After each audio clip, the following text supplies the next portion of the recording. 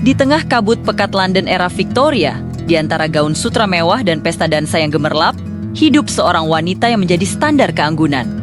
Namanya Lady Eleanor Vance, bunga tercantik di setiap sudut kota.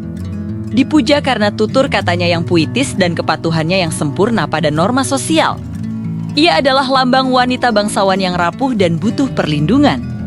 Tapi, di balik fasad itu, ada rahasia yang jauh lebih kelam. Di balik dinding rumahnya yang megah, Eleanor menyimpan agenda maut. Era Victoria, zaman yang terobsesi dengan etiket dan reputasi, menjadi panggung sempurna bagi seorang pembunuh berdarah dingin.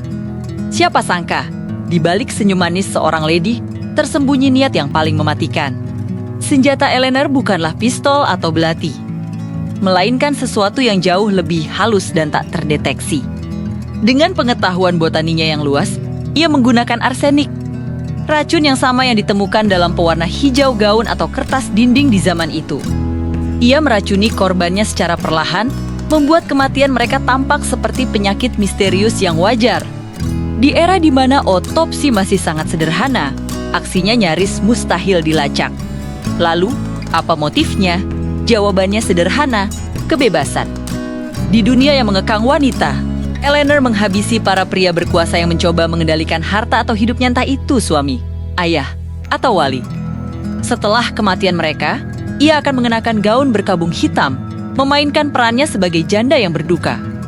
Status ini tidak hanya memberinya simpati dari masyarakat, tetapi juga kekuasaan absolut atas warisan dan nasibnya sendiri.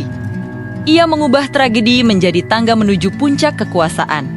Cerita ini penuh dengan kontras yang mencekam khas novel gotik. Bayangkan kemewahan ruang tamu yang diterangi lampu gas, tempat para bangsawan saling berbasa-basi. Lalu bandingkan dengan ruang bawah tanah yang dingin dan lembab, tempat Eleanor meracik ramuan kematiannya. Korset yang ia kenakan, yang seharusnya melambangkan pengekangan sosial, justru menjadi tempat ia menyembunyikan botol-botol racun kecilnya. Bahkan bahasa bunga yang begitu populer saat itu, ia gunakan sebagai alat. Rangkaian bunga indah yang ia kirimkan bisa jadi membawa pesan tersembunyi, perpisahan selamanya. Kabut London yang tebal menjadi selubung sempurna untuk aktivitas malamnya yang berbahaya. Begitu lihai memainkan perannya.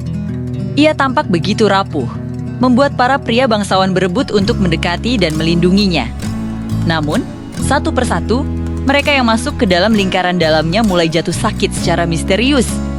Reputasi adalah senjatanya yang paling ampuh.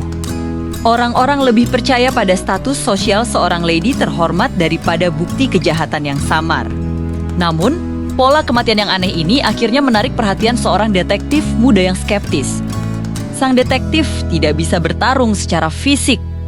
Musuhnya adalah seorang lady yang dilindungi oleh etiket dan kelas sosial. Menuduh Eleanor tanpa bukti kuat sama saja dengan bunuh diri, sosial, dan karier. Pertarungan mereka adalah pertarungan kecerdasan, di mana setiap kalimat yang diucapkan dalam obrolan sore hari bisa menjadi petunjuk atau jebakan. Detektif itu harus menavigasi dunia kelas atas yang penuh kepalsuan untuk mengungkap monster di balik topeng keanggunan. Klimaks cerita ini terjadi di sebuah pesta topeng yang megah. Di balik topeng hiasannya, Eleanor merencanakan pembunuhan terakhirnya. Sebuah langkah pamungkas untuk mengamankan posisi tertingginya di masyarakat. Namun, di saat yang sama, penyelidikan sang detektif mulai membuahkan hasil. Penyamaran Eleanor yang sempurna mulai retak. Ketegangan memuncak di tengah keramaian pesta, di mana kebenaran tentang sang mawar hitam Victoria akan terungkap.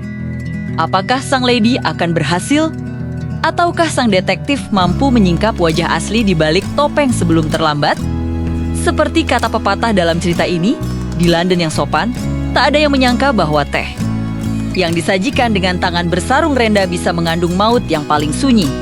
Kisah Lady Vance adalah pengingat bahwa terkadang fasad yang paling indah menyembunyikan kegelapan yang paling dalam. Terima kasih sudah menonton. Jangan lupa subscribe untuk kisah-kisah menarik lainnya. Sampai jumpa.